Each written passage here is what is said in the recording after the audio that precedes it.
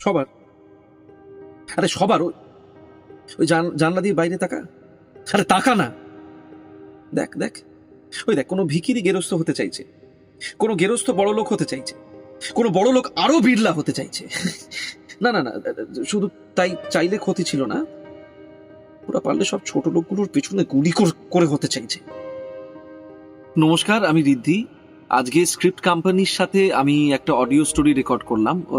অন্য সময় আমি যেটুকুনি গল্প পাঠ করার সুযোগ পেয়েছি সেগুলো মূলত উপন্যাস, গল্প, ছোট গল্প, এই ধরনের কাজের সাথে যুক্ত থেকেছি অডিও স্টোরির ক্ষেত্রে। কিন্তু প্রথমবার একটা নাটক রেকর্ড করলাম।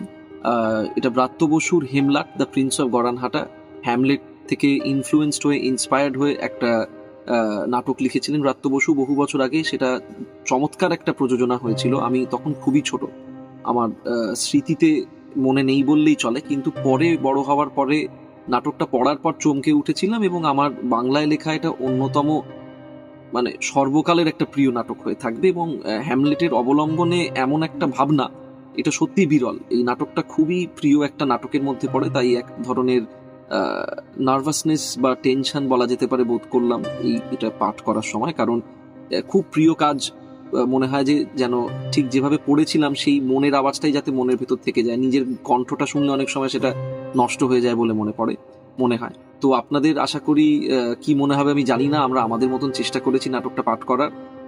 এটা শিগগিরই বেরোবে দ্য স্ক্রিপ্ট কোম্পানির ইউটিউব প্ল্যাটফর্ম থেকে।